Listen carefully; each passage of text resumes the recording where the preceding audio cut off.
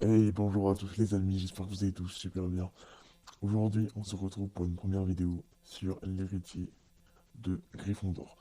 Alors ça, c'est ma toute première vidéo, j'espère que ça vous plaire. Avant de commencer, je vous dire que si vous aimez le concept, n'hésitez vraiment pas à liker et à vous abonner, ça me toucherait vraiment beaucoup, mais si vous ne voulez pas le faire, je ne vous oblige en aucun cas.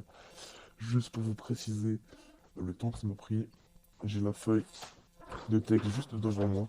Du coup, ça m'a pris plus de 3 heures à tout écrire, à tout monter, à réfléchir de ce que j'allais dire.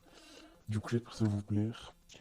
Du coup, sur cette vidéo, nous allons parler des 3 plus grands sorciers de la saga Harry Potter. Voilà, 3 plus grands sorciers.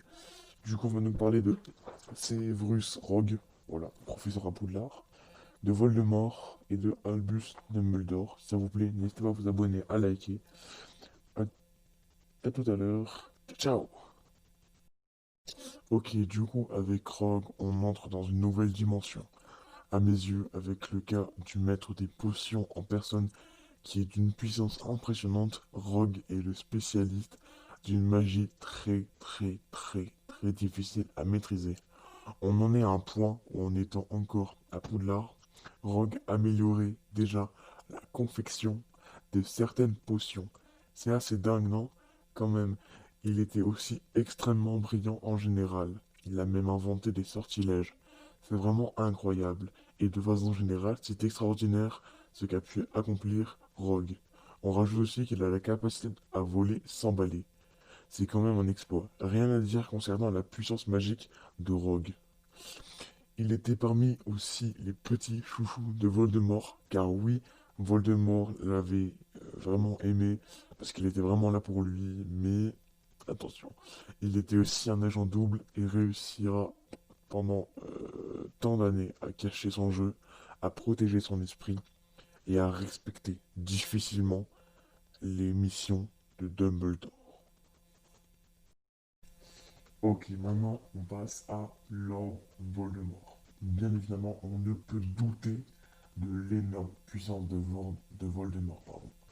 Tant il en a fait preuve et il a mis sous sa botte le monde des sorciers à 2 reprises.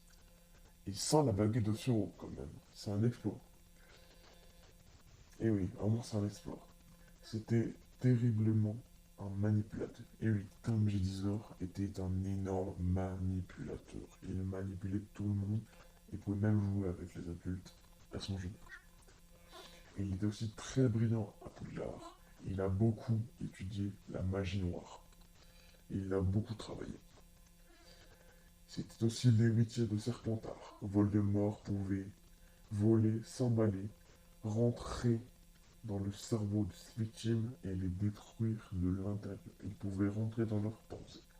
Grâce à sa puissance, il a pu rallier des sorciers, pas par cause, mais par crainte. Car oui, Voldemort était vraiment très puissant, car il a beaucoup travaillé la magie noire, a beaucoup étudié, a beaucoup travaillé dans tout ce qu'il a entrepris.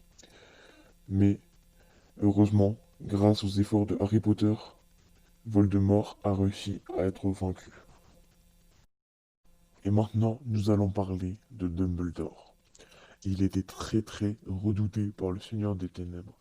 Et pour être redouté par Voldemort, il fallait être quelqu'un. Et Albus était considéré comme le plus puissant de la saga.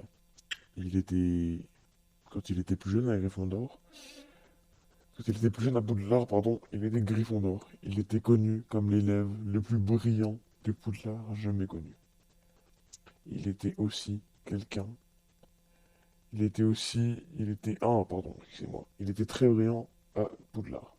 Et il était normal qu'il devienne le directeur de Poudlard. Et il a aussi fondé l'Ordre du Phénix et pouvoir voir sous la cape d'invisibilité. Il pouvait même être lui-même invisible. Et il était insaisissable. Personne ne réussissait à l'attraper. C'était un fantôme.